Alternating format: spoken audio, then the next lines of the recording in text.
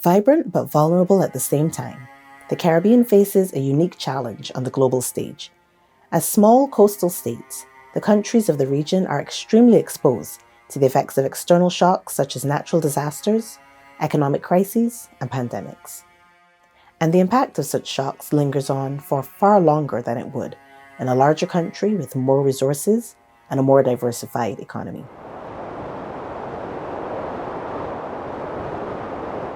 The devastation wrought by an experience such as a catastrophic storm can wipe out decades of economic progress in hours, and recovery can be a long way off.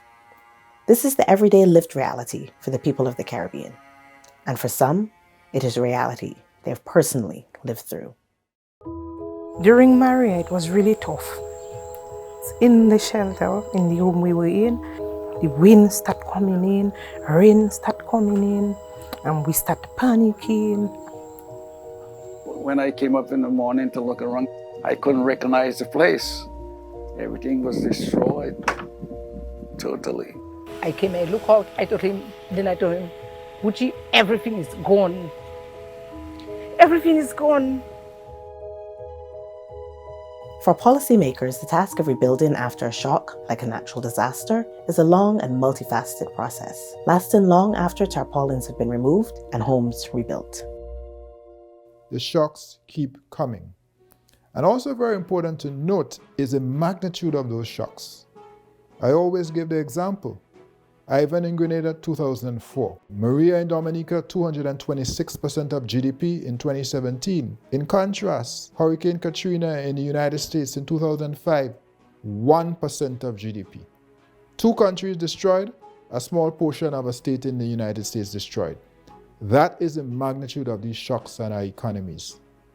So why do we take longer to recover? Because the shocks keep coming and the magnitude is large, proportionately far larger than it would be in a large country or economy. These experiences underscore the challenges in current global mechanisms used to determine access to concessional financing, which do not take into account the multidimensional nature of vulnerability in the Caribbean. Recently, the Caribbean Development Bank Economics Department, we undertook some analysis for the period 2008 to 2019. And the analysis, in essence, sought to investigate how long it took our borrowing member countries to return to their pre-shock level of GDP after the crisis. And the analysis revealed that on average, it took our borrowing member countries 5 years to recover to their pre-shock level of GDP. And in some instances, some countries took as long as 9 years to recover. Now, when we compare that to advanced countries, the advanced countries were able to recover to their pre-shock level of GDP in about 3 years. The gross national income is the current metric that is used to assess a country's level of access to concessional finance. And we think that this GNI does not adequately assess the current state of development in the country. And we think so for several reasons. Firstly, when there's a devastation, as you know, let's say a devastation or a natural hazard, for example, that happened in Dominica, that contributed more than 200% in GDP of devastation. I mean, it literally wiped out the country. In a situation like that, income becomes relatively meaningless. It doesn't say anything about your state of development. In addition to that, it does not capture the long time that it takes for a country to recover.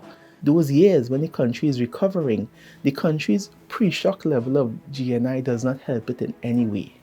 And as a result, we believe that we need metrics that better capture this lived reality of many of our borrowing member countries in order to access their state of development. So this is why we think that there needs to be a more suitable measure. The CDB is proposing the recovery duration adjuster as a more suitable indicator because we think that an indicator to measure development needs to go beyond looking at just the susceptibility of the country to a natural hazard. We need to also include the resilience factors. What is the country doing in order to build resilience to these shocks? Yes, there were inherent vulnerabilities before, but this shock now changes the nature of those vulnerabilities, and it also affects the resilience conditions. So we believe that the framework needs to incorporate these changes, and it needs to consider as well access to finances, because access to finances will be a key ingredient in how long it takes for the country to build resilience and for them to recover. And because these are the key elements of the recovery duration adjuster, we're proposing this as an improved measure. When a country faces a shock, liquidity is paramount. Countries need resources to be able to expedite recovery. And so the issue of access to finance, grants and concessional finance assumes extremely great significance.